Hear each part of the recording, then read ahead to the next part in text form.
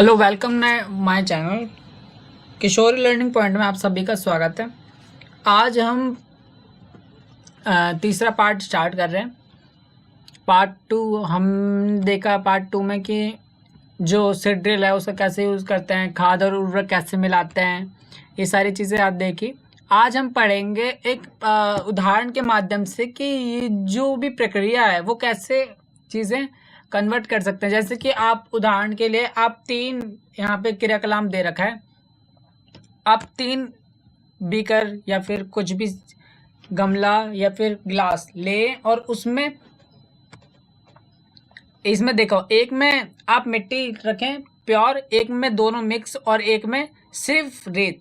तो आप क्या देखेंगे कि ए और बी में जो फसल है वो हो रही है और सी वाले में क्या हो रहा है, ये एकदम हल्का हल्का हो रहा है। क्यों? क्योंकि इसमें एक में रेत भरी पड़ी है। सेम ये सारी चीज़ें जो हैं वो ये सारी चीज़ें लिखी हुई हैं। क्या तीनों गिलास के पौधे वृद्धि एक समान है? एक गिलास में वृद्धि, ये सारी चीज़ें पढ़ने के लिए आपको ये सारी चीज़ें पढ़नी पड़ेंगी, क्योंकि मैं सिर्फ मेन चीज़ें पढ़ाऊँगा। वही चीज़ पढ़ाऊँगा कि जो एग्ज़ाम के प्रिपरेशंस के लिए पूछे जाते हों, जो भी आपके अंडर में जो आपके उसमें नहीं होंगे कि हाँ ये ज़रूरी नहीं है, तो वो सारी चीज़ें मैं नहीं बताऊँगा। क्योंकि वो सारी चीज़ें जो बच्चा है ना कि फिर वो कंफ्यूज हो जाता है कि आप ये भी पढ़ाओगे फिर वो ही पढ़ाओगे, फिर वो बच्चा ना बहुत ज़्यादा कंफ्यूज हो रहा है। इसलिए मैं ये जो आपका ये जो पेज है, आपका ये जो पेज है वो मैं ओरली बोल रहा हूँ कि इस पेज में सिर्फ एक क्रियाकलाप करा हुआ गया है जिसमें 3 लिया गया है, ए और बी और सी, और इन तीनों में कुछ नहीं हुआ है। एक में रेत ले रखी है जो सी से रिप्रेजेंट कर रहा है, एक में बी में दोनों ले रखा है, रेत और मिट्टी, और ए में सिर्फ प्योर मिट्टी है। अब आते हैं हम खाद उर्वरक में। उर्वरक जो है वो मानव निर्मित है क्योंकि ये रासायनिक केमिकल के थ्रू बना हुआ है, और जो खाद है वो एक प्राकृतिक पदार्थ है जो गोबर एवं पौधे के अपशिष्ट से बना हुआ है। दूसरे में खाद का उत्पादन फैक्ट्रियों में होता है। अभी मैंने बोला ना केमिकल के थ्रू, रासायनिक केमिकल ही है। खाद खेतों में बनाई जाती है। उर्वरक से मिट्टी में ह्यूमस नहीं होता। जो उर्वरक हम यहाँ पे हम डालते हैं उसमें ह्यूमस नहीं होता, पर जो मिट्टी का जो नेचुरल होता है उसमें बहुत मात्रा में ह्यूमस प्राप्त होता है, क्योंकि बिना ह्यूमस के बेटा पौधे होंगे नहीं। उर्वरक में पादप पोषक और जैसे नाइट्रोजन, फॉस्फोरस हो गया, पोटेशियम हो गया, उसमें प्रचुरता इसमें होते हैं, और इसमें क्या होता है तुलनात्मक रूप से कम होते हैं। इस खाद के बहुत सारे लाभ हैं, 4 लाभ दे रखे हैं यहाँ पे। पहला लाभ है कि इसमें मिट्टी के जलधारण क्षमता में वृद्धि होती है। इससे मिट्टी भुरभुरी एवं सांद्रित तो हो जाती है, जिसके कारण गैस विनिमय सरलता से होता है। इससे मित्र जीवाणुओं की संख्या में वृद्धि आती है और जैविक खाद में मिट्टी का गठन सुधार हो जाता है। आज हम पढ़ेंगे सिंचाई, ये वाला टॉपिक। जीवित रहने के लिए प्रत्येक जीवों को जल की आवश्यकता होती है, सभी जानते हैं। पौधों की वृद्धि और परिवर्धन के लिए जल का अवशोषण महत्व है।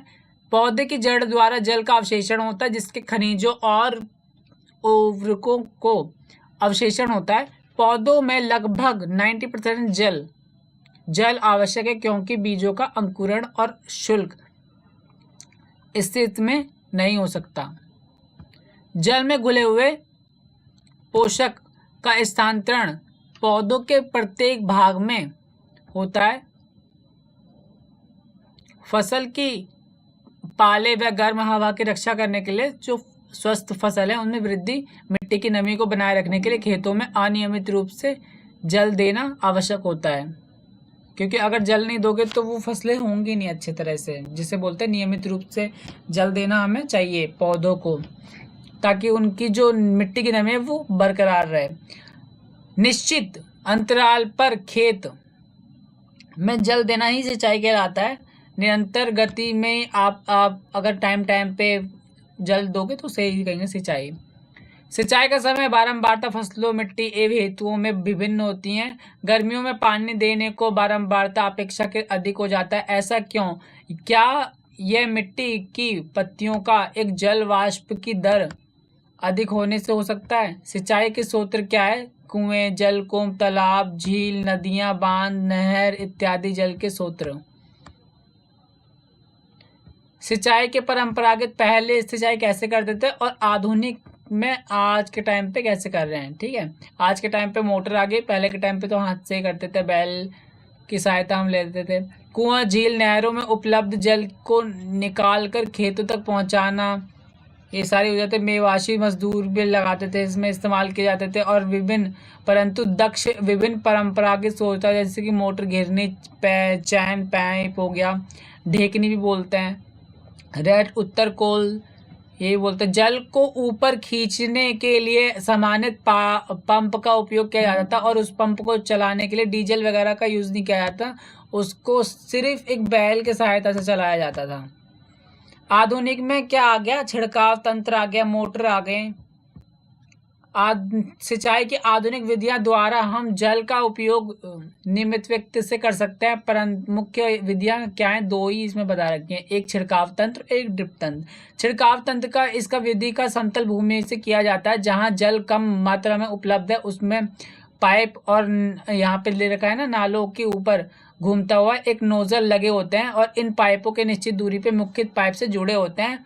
जब पंप की सहायता से जल मुख्य पाइप में भेजा जाता है तो वह घूमते हुए नोजल से बाहर निकलता है। इसका छिड़काव पौधे के पर इस प्रकार होता है कि जैसे वर्षा हो रही हो, और छिड़काव लॉन, कॉफी की खेत एवं कई अन्य फसलों के लिए उपयोग होता है। ड्रिप तंत्र का मतलब ड्रिप सिस्टम। ड्रिप सिस्टम इस विधि में जल बूंद बूंद करके पौधों में जड़ों से गिरता है और इसे क्या कहते हैं? इसे कहते हैं ड्रिप तंत्र। ड्रिप का मतलब हो गया बेटा बूंद। फसलदार पौधे, बगीचों एवं वृक्षों को पानी देने का सर्वोत्तम तरीका है। इससे पौधों को बूंद बूंद करके प्राप्त जल मिलता है और इस विधि को क्या बोलते हैं? बिल्कुल व्यर्थ नहीं होता, अतः जल की कमी वाले क्षेत्र में एक वरदान ही है एक तरह का। खरपतवार से सुरक्षा, लास्ट हमारा ये नहीं था, भंडारण है लास्ट। खरपतवार से सुरक्षा हम नेक्स्ट क्लास में पढ़ेंगे। आज के लिए इतना ही। अगर कोई डाउट हो तो आप कमेंट सेक्शन में बोल सकते हो।